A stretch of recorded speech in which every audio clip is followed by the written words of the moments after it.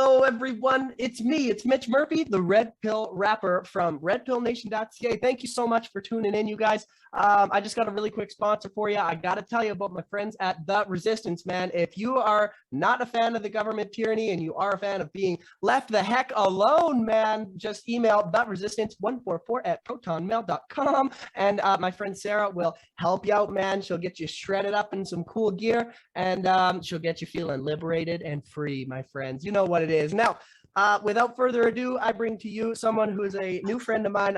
I've been dying to get this lady on my show. She's got a very important mission, and I think you've all got a lot to learn. So can you tell the people who the heck you are, man? Who are you? Hi. So my name's Heather Mason. I'm a former federal prisoner.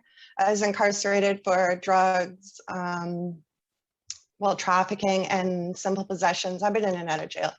Been arrested like 5 times. But anyways, and now I advocate for women in prison because we have men that are transferring in who are identifying as women, and just fighting for my rights and freedoms right now. It's like I'm always fighting the government. So that's what I'm doing. Absolutely. Absolutely. And as a con, that's like a whole other perspective that people don't usually see. You know what I mean? It's like, that's a whole nother side of society that is generally put away and people don't give much thought to, which is, again, it's just why it's so important to hear your voice and hear you out here. Where are you? Where do you, I don't need your address or anything weird, but where do you live? Where are you? I live in Toronto. I spend not a whole lot of time here. I spend a lot of time back home with like my family and friends as well. That's like 3 hours southwest of here.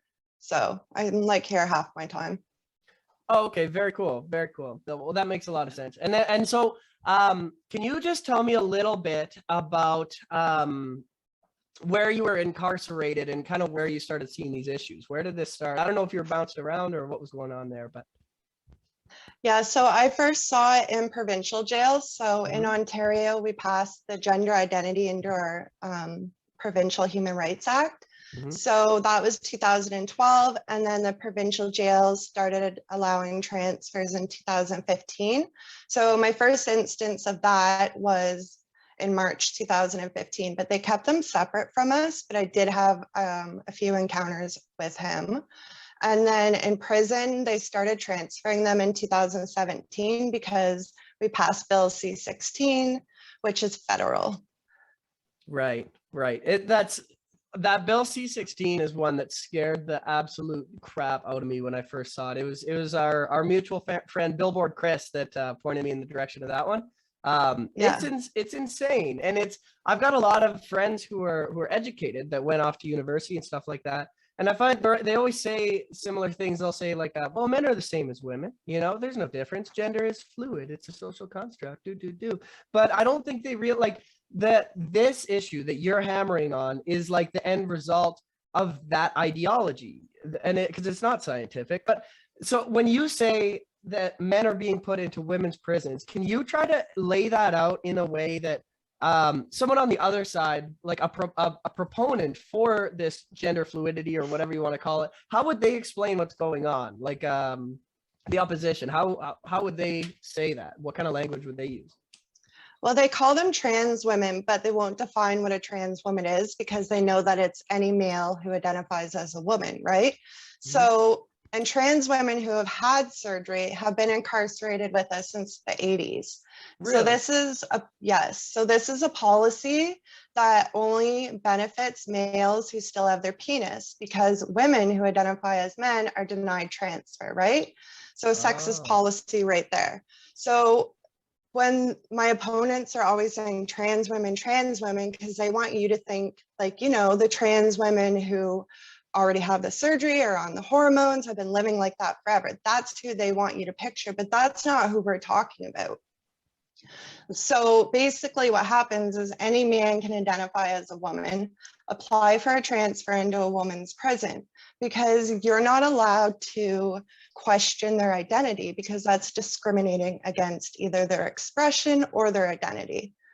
So like there's no objective test to who is or who isn't a trans woman.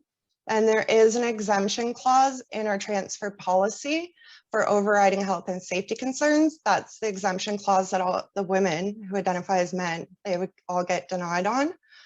But there are advocates, my opponents, that are trying to advocate to have that exemption clause removed, which would mean that any male who identified would go no matter the security risk, whether there's a mother child program, whether they're a rapist or any of those things. Those things aren't going to be able to hold back any of the transfers. And 50% of the transfers have been from sex offenders, which is no surprise. You're allowing convicted criminals, males, identify as women and apply for transfer. Why wouldn't they? What are the consequences to them doing that? There are none. Whoa. Did you say 50%? 50? Yes. Yep. So, wow. Okay. So most of the time that this is happening, I just want to make sure I understand. So there's men get convicted half the time of who we're talking about are sex offenders. So they get convicted of their crime. They're half the time it's a sexual crime. They go to male prison, and then at that point they claim, all right, I now identify as a female. I would like to go where I belong, which is a female prison. That's what's happening. Yeah, but it can happen before they're even in a men's prison. So Okay. a lot of them are identifying like they're committing their crimes, and when arrested, they identify as a woman and get into a woman's provincial jail, etc.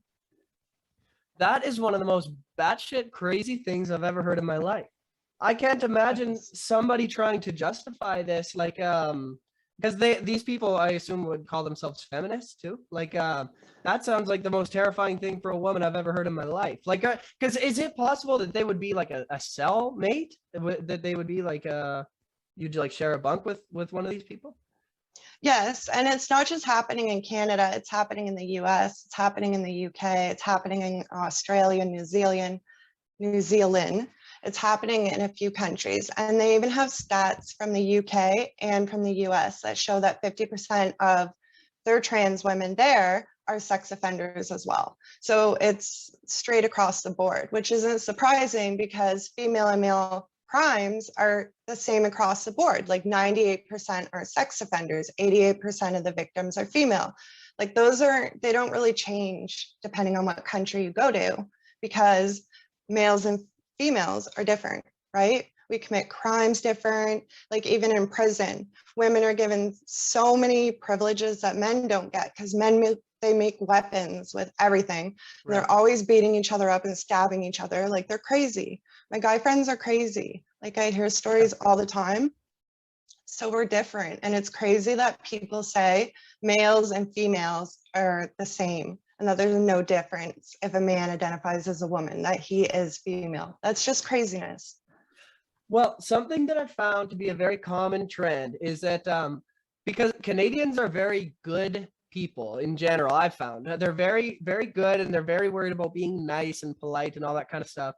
And so every one of these like horrific, like New World Order style bills or agendas or narratives that get put forward, they're always preying on the good nature of people. Because like even this last bill C4, they call it a conversion therapy bill, right? They call it that, or they call it, well, we're going to bring inclusivity to the prison system and stuff like that. And people go, well, I like tolerance, I'm an inclusive individual, and then they just fall for it, and then people get hurt, you know. And it's even like when they say men are the same as women, they know it's not true. Everybody knows that's not true, but they believe that to lie like that is for the greater good, that it's to help the trannies or whatever. I don't know if I'm supposed to say that, but it's like to make them feel better about themselves or whatever. I don't really know what their whole mentality is, but it's just such a mess. But the one thing that I don't understand, because I got put in the drunk tank a couple times, but I've never been to jail. What is the difference between women's prison and men's prisons? Like, what are some of the privileges? What are some of the differences between the two? So you have provincial jail, which is 2 years less a day. And then you have federal prison, which is 2 years plus a day. So they're different. So provincial jail, like 68% of people in there are all on remand. So they're awaiting for either bail or to be sentenced, right? So they're maximum security. They're like your cells, dark, cement, all that. And then when you go to prison, women is a little bit different than men. So men go to Joyceville in Ontario, that's reception. They're there for 3 months, they get classified, and then they're shipped to their mother institution. Whereas women, there's only one federal prison for women in Ontario. So we all go to Grand Valley Institution for Women, which is in Kitchener, and we stay there. And that is a multi-security level facility. So we have minimum, medium, and maximum there. Whereas some men's, like there's camps and you're transferred all over. There's so many different ones. There's a lot of max men's prisons and there's super max too, but women don't have super max because we're not that violent and we're not that much of a risk. Like we don't need guns to escort us around. Right. So with the women, we live in houses. So there's like 9 bedrooms and the laundry room, dining room, kitchen. And like we have a garden. It's kind of like a gated community, but the gate never opens. And that's medium compound. But I was minimum security and I stayed on the medium compound. Max is more like pods. It's very small. There's like 5 on the pod. And they're not supposed to double bunk, but they do. But it was very noticeable with the privileges in provincial jail because I went to the Windsor jail, which is a new super jail. And we got like house coats, pillowcases, like a hospital curtain that pulled around our toilet. We got real weights and a real exercise bike. The men don't get that because they'll crush their skulls in, right? We had a bathtub. We get a lot of extras. So like we can have scissors and do arts and crafts, and we don't need as like much security or to be watched as much. So there are lots of differences, like privileges between men and women in jail. Well, because every single thing that you just listed makes me think that if I ever go to jail for not wearing a mask or not letting the government poke me or whatever, I'm just gonna wear a dress to court. Why wouldn't I just put on some eyeliner and a dress and just like, yeah, ship me off? I'll be in the garden picking strawberries and doing arts and crafts. That sounds way better. Yeah, I can definitely teach you how because I'll be in there with you. Yeah, probably. Yeah. Wow, that's incredible. But I mean, it makes so much sense to me that it would be different because, like you say, men and women are different. That might get us pulled off YouTube just for saying that. But of course, yeah, men are insane. We're wild, and like especially when you're talking about like criminals, you know. Yeah, and men that are like in there for 15, 20 years, who wouldn't want to go to the women's prison? Like you want to have sex. Why wouldn't they? Okay, so that's a good point. And it leads me to my next question is like, if you're getting these like beefcake trannies coming into women's prison, like are women getting pregnant? Is this happening or what's going on? Yeah, because like we had we've had, okay, so a woman was taken out, an Indigenous woman was taken out of the Healing Lodge and had an abortion. And that was by a guy who did 9 years in Drumheller and then transferred. And then they transferred him, after that assault happened, they transferred him to the Edmonton Women's Prison and he's there. And then we had like Steve was a bank robber, was in and out for like 14 and a half years. And he has got someone pregnant. And then Frankie has a girl pregnant in BC. She just got out and she's in the halfway house. So yeah, it is happening. Wow. And so is the result usually, and I'm sorry for going down this, it's like it's so dark. And so let me know if you want to just talk about something else. But like when that happens, is the result usually that they abort the child or what is going on? Like when these women are incarcerated, what happens? Well, they're giving out condoms and there have been abortions. Yeah. And then there's some that keep them. Like I heard there was a pregnancy on the East Coast, but I can't confirm it. So, but like then that would be 2 pregnancies that I know of. Because I mean, what is there? Could they keep the baby and like raise them in prison? Is that what you're saying? Yeah, we have a mother-child program. So like at Grand Valley, you have to be in minimum security to keep your baby, but in Fraser Valley, they let them on medium compound. Yeah, they have a whole mother child pod with a Wow. crib and everything. And then they even have a babysitter that has to be cleared by CAS and has to have a good institutional record. Yeah. Wow. And so is that a system that was put in place before for women Most that? people don't know that. No, I didn't know that. But is that a system put in place for like women that got pregnant before they were incarcerated, and now it's being, like grandfathered in for this whole thing, or what's the deal with that? So it was new when they made the regional prisons. So originally we had one women's prison in Canada, and that was in Kingston. And actually, the women were first incarcerated in Kingston Pen. And then the men in Kingston Pen built the prison for women across the street. But there was so many inquiries into that place. It wasn't fit for bears. 7 women committed suicide, all but 1 were Indigenous. Like, it was a really, really bad environment for women. So then they created a task force for federally sentenced women and put out a report, and then built 6 regional prisons in Canada. And then they put the mother-child programs in there because there were lower security. They were open, they were outside, there were houses. It wasn't like the typical male prison. Right. Okay. That's so disturbing. So disturbing. Some of the stuff Yeah. that you're talking about. Thank you, Heather. Thank you for your stand and for talking to me. That's like my mind is gravy just trying to like wrap my head around how we got here. And but you, Heather, you're free now, right? Are you a free bird, or what's going on? I'm a free bird. So on the 23rd, we'll be 2 years off parole. So Nice. it's like I was in prison, went to treatment for 3 months, was in the halfway house for 4 months, and then on parole, got off parole, and then COVID lockdowns. So it's like I haven't even left. Well, yeah, I guess because now it's the prison planet, I guess, hey? Yes, it is. And what have you been? Society is prison. Yeah, absolutely, man. Absolutely. I mean, especially if you allow them to put chains on your mind, you know what I mean? But what have you been doing? Because I've been following your Twitter a little bit, and it's like I fall behind because Twitter's like the one social media that I hate the most. That's like where blue-haired feminists go to do their screeching and stuff. I try to stay away.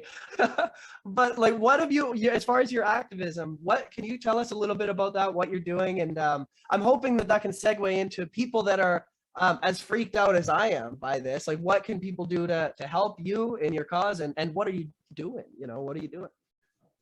Well, at first I was doing a lot of letter writing, but I realized that MPs and politicians just in general do not care. They're not going to do anything. So after having like a few meetings, doing letters, I ended up doing protests, which was really cool.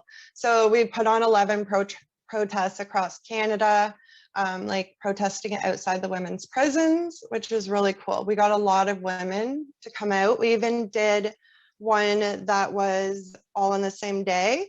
So I went to Alberta for that one. We had one in BC, Alberta. We had 2 in Ontario, 1 in Quebec, and then 1 in Nova Scotia. And it turned out really good. That's so cool. That's so cool. And that's what I'd seen. That's where I first saw you, was on Twitter, and you were giving speeches and rallying everybody up. That is so awesome, because that's like I think there's something to a person being brave, because people look at a rally, and I know they make fun of me and my friends all the time because they're like, oh, you bunch of dummies, you're just holding up signs, who cares? But when somebody shows that you're willing to be brave, it makes everybody else's spine stiffen up a little bit, you know what I mean? It makes like their limp wrist go stiff. And they, because people everybody knows that men and women are different.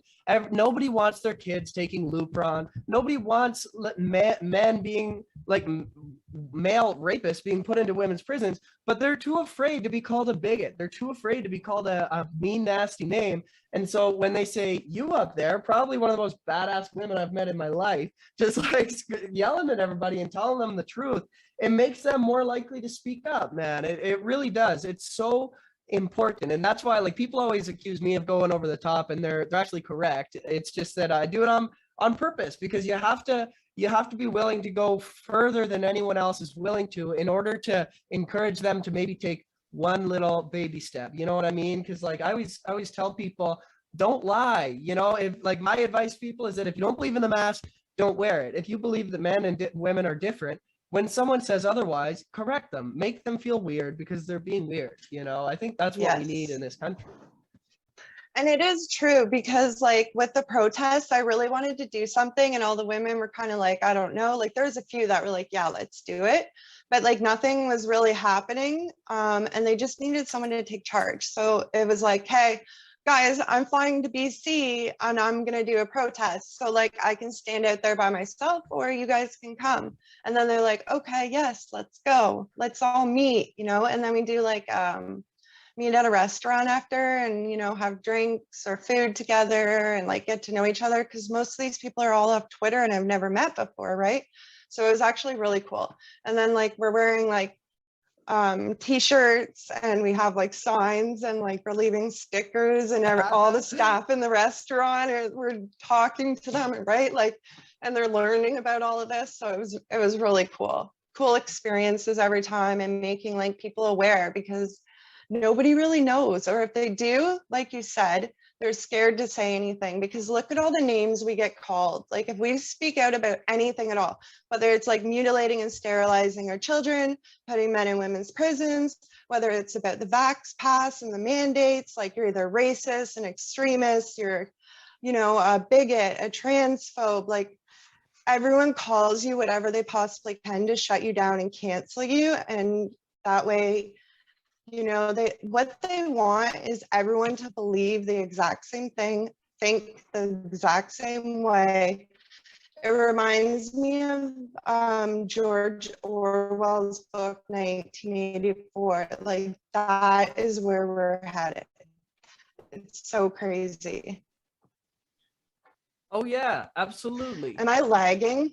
Yeah, you just started lagging there. Yeah, but I think you're caught up now. I think we're all good. It is like 1984. That's something I love to chant when I'm yelling at traffic. Is I'll go COVID 1984. I don't want to do it no more because it's like it is, man. It's like you get pulled over by the thought police and they shine their flashlight in your head and they go, "You look like you might have had a bit too much to think today, sir. Time to go to like thought criminal jail." You know, it's so crazy. It's so crazy, and it's like it shows in everything, but it's my conviction. I believe, I'm fully convinced that they wouldn't be able to be doing these abuses to the general public if it weren't for control of the language. You know what I mean? It's as soon as you start talking about anything, they have a word to call you. It's like if you start talking about centralized banking, like I'm involved with the Libertarian Party out here, and anybody who starts talking about centralized banking, we're not talking about anything crazy. We're literally just talking about the fact that the Fed prints money and then sells it back to us at interest,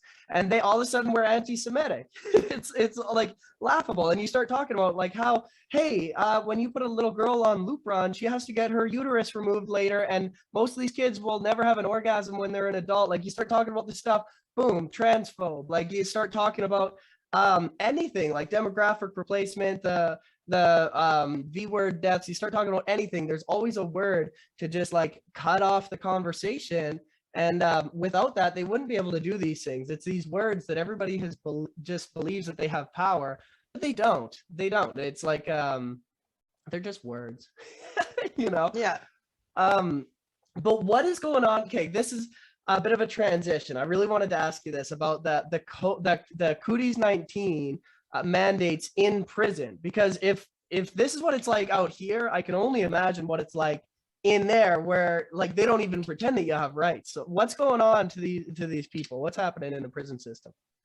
So it really depends on what prison or jail you're in because they all have different protocols. But so the women at Grand Valley here in Kitchener, they're in cohorts again. So they did this the first time when they first locked down, and what they did was like moved 19 women. So like they split the women up from like women they've been living with, their support system, and put them in a different cohort. You never saw the other cohort, and there would be days that you don't leave your house for 3 days. You don't have school, you don't have work, because it's the other cohort's time out, or the time for cleaning, right? Because they do a cleaning in between. So it's really stressful. There's no volunteers, there's no programs, no work releases. Like, you're not allowed to have temporary escorted passes from the prison. Mm-hmm. And then in jail, so last year in Sarnia jail, so that was the jail I was in, that's where I'm from. And it's a little jail and it holds like 100 people, and it's old, it's so old. They were doing 2 weeks COVID isolation. So you're in a cell by yourself for 2 weeks. Basically, it's segregation, solitary confinement, right? So people are coming in off the street, withdrawing, mental health, depression, everything like that in these cells. And my son's father actually hung himself in the COVID isolation cell. He was withdrawing and looking at a lot of time in jail. And then 4 months later, my friend from public school did the same thing in the same jail. I'm sorry, Heather. So, what a nightmare. thanks. What a nightmare. I'm sorry to hear it. It's but it makes sense. And that's you know, that blood is on the hands of the federal government employees and of the news media, as far as I'm concerned. That's something that that these people, they should be ashamed of themselves, and they should be aware of you know, that just doing my job is a sentiment that was echoed in the Nuremberg trials just before these people turned into streetlight ornaments. You know what I mean? And for good reason, a lot of these people. So I hope that members of the news media and of the federal government are aware of that. You know what I mean? That there's bodies, you know what I mean? And they're not dead from the flu. So There's so many bodies that aren't dead from that. Yeah. Just like the overdoses and the suicides, and like the kids are really suffering, and so are my friends. Like, they're all so stressed out and they're crying, and like, it's not just kids crying, it's parents too. Like, it's affecting everybody's mental health. Oh yeah, absolutely.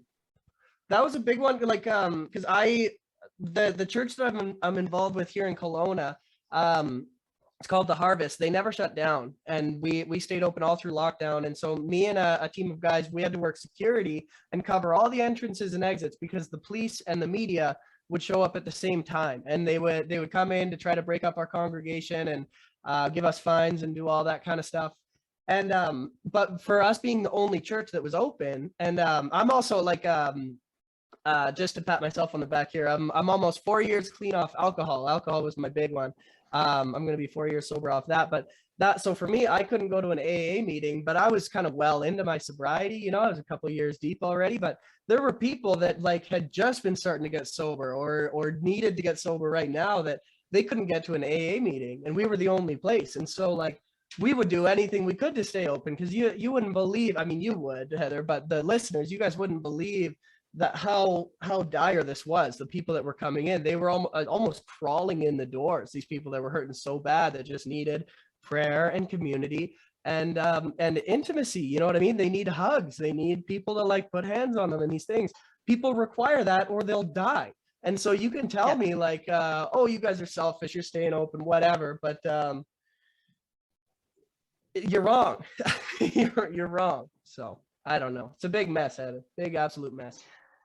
It is a mess. One of my favorite things about going to in-person NA or AA meetings are the hugs. I hug everybody. I've been hugging everyone this entire pandemic. And you're alive. Wow. Amazing. Yes. Yes. So do you find that you've got a lot of overlap with freedom fighters, like people that are out there on the streets for that kind of stuff? Yeah, so I got kicked out of school for not being vaccinated. I'm like a student that gets like 96, 98. Like, I'm really good at school, and I'm not allowed to go because I won't get vaccinated.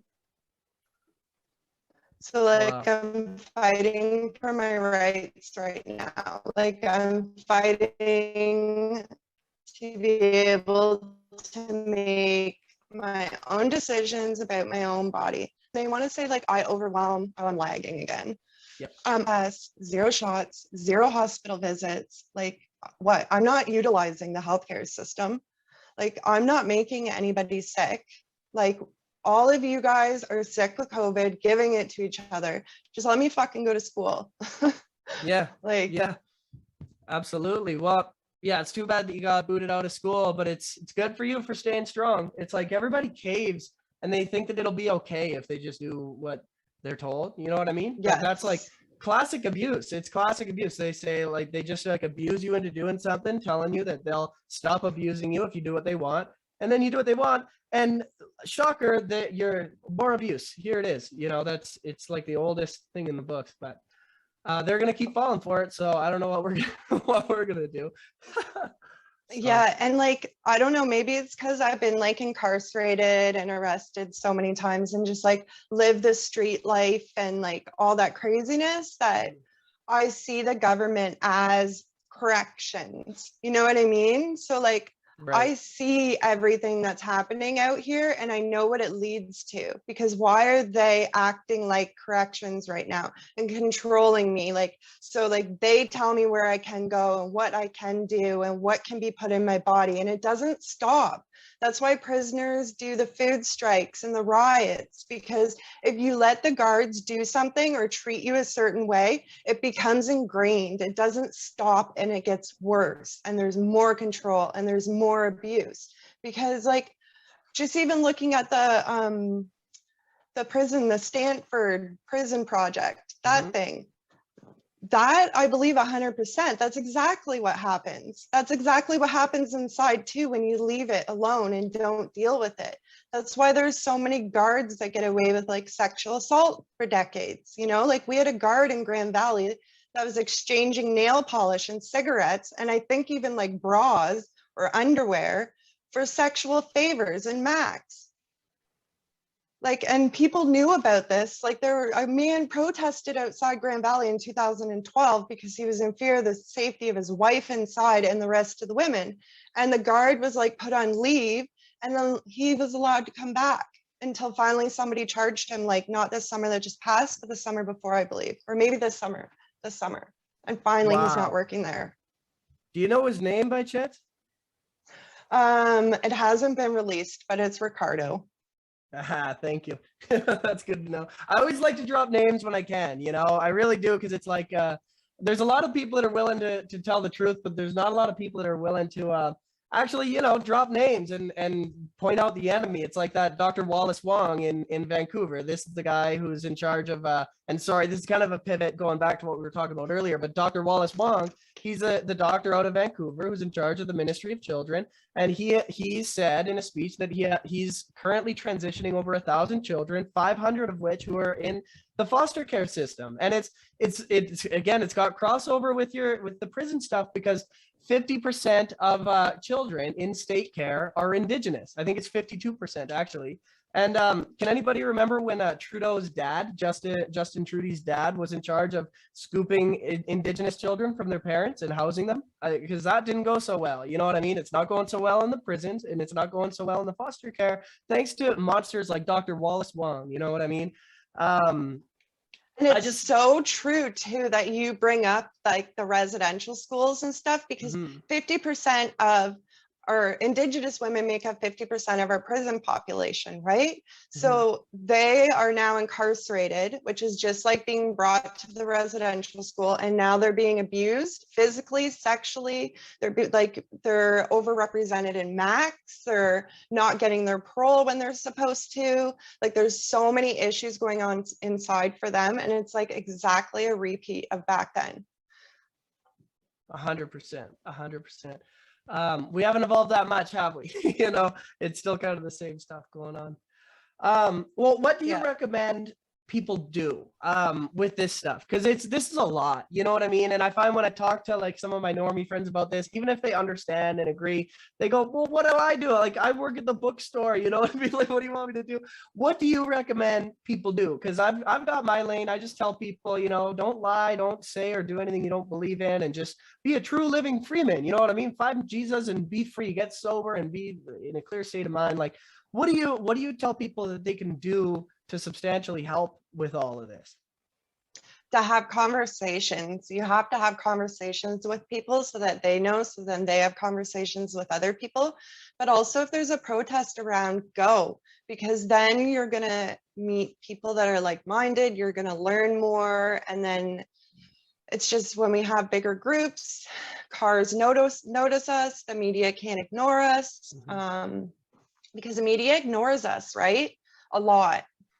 Or they put up news articles and then they take it down when the trans community calls them and says that I'm anti-trans. Right. Right.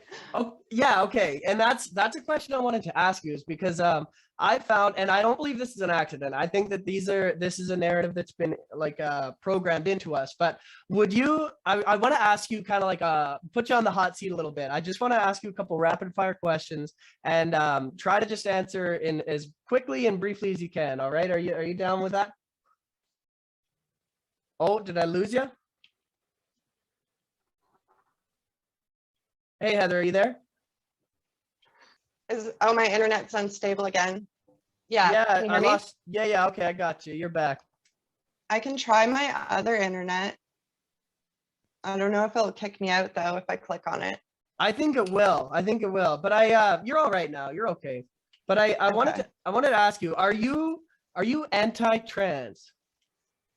No, because I have trans friends and trans men that come to my protests. It would be more like MRF. What's a MRF? Instead of a TERF. So Yeah, I it know would be TERF. male exclusionary radical feminist. All right. That makes sense. Okay. Are you anti-LGBTQP barbecue, whatever? No, I'm not. But you laughed at my joke, so you're bad now. I know, it reminded me of the alphabet soup that they always say, because it is. There's always a letter being added. It's just a bunch of like sexualities and like identities and kinks and fetishes, and it's just getting craziness. Oh yeah, and it's all to me. It's only a matter of time till the P gets in there. You know what I mean? Anyway, They're trying. They are. Yeah, but okay. So you're not against those people. Are you against women, biological women, being put into male prisons? Are you against that? If that's what they want, if a woman wanted to be put in a man's prison? So if a woman was put in there, they would be put in a structured intervention unit, which is the exact same thing that SEG was. So they took their SEG and made them the structured intervention unit. And I don't advocate to have anybody in segregation. So if they came up with a better plan, then we could talk about that. That makes sense, because that's like an interesting side of this, and it's the same dilemma that comes up when you talk about trannies in the Olympics and stuff like that. And so, I shouldn't say trannies. I'm like trying to not use that word, but I can, like, my friends that are like whatever. Anyway, is that when you talk about like the transitioning and that kind of stuff, it's so different if you're a biological woman that wants to present as male as opposed to the other way around, because like if you put a biological man in a woman's prison, there's all the issues that we just talked about, you know. But if you do the opposite, if you put a woman in a man's prison, I don't know why on God's green earth she would ever want to do that. It's an entirely new host of issues, but they're all basically coming down on her, you know. It's all bad for the woman. And so, which illuminates the big issue, the big elephant in the room, which is that all of this transgender lying, all of the lying by these Antifa dipshit activists comes down on women and children. That's who this hurts. That's who it hurts. It doesn't help anybody. It just hurts women and children, as far as I can tell. Do you think I'm right? I do, and that's why I say the policy is only one-sided, and that's for males with a penis. It benefits nobody else. I think you're right. It harms everyone else. It harms the children and the women that are in our prisons. Because like we're going to have to increase our security, and we can't have a mother-child program if you increase our security. So we'll lose it to accommodate. Well, thank you so much, Heather. Thank you so much for everything that you're doing, for who you are, but that you pulled yourself out of the depths of despair and have become a brave patriot like you are. I'm super impressed by you, and I hope that you come to me if I can ever help you with anything like this. I just it's so important what you're doing. Thank you so much for being brave and being free, you know, and I hope that that I hope you're an inspiration to many. I hope that young women around the whole nation see you and look up to you and want to be like you, and that they stop listening to Cardi B and monsters like that. You know what I mean? Yeah. But do you have anything Thanks. do you have anything you want to promote or get out there for the people before we clip it? Yeah, just support women in prison. Come out to one of our protests. I'm sure I'll have one in the coming months when it's not so cold out. You can find me on Twitter, Getter, Facebook. It's Heather Mason, or Canadian Women's Sex-Based Rights, COSBAR. Amazing. HEATHER space MASON. Heather Mason, thank you so much for coming, and thank you, people, for allowing us into your ear holes and into your subconscious. I hope that you learned something. I hope that your brain has gotten bigger, and I hope that you are smarter and braver and freer than before. Thank you so much for tuning in to another episode of the Red Pill Rapper Show at redpillnation.ca. Our merch line is coming up soon, so keep your eyes out for that. Follow me on Instagram at the Red Pill Rapper, and listen to my music everywhere under Mitch Murphy. Just look up Mitch Murphy. You can send it to your blue-pilled grandkids, and they are sure to become red-pilled within minutes of listening to my album called Thought Criminal. Listen to it. Put it in your ears when you're at the gym. It'll make you mad. Promise. You'll get super buff, man. Anyway, this has been another episode of the Red Pill Rapper Show. Thank you, Heather Mason. Goodbye. We love you, people.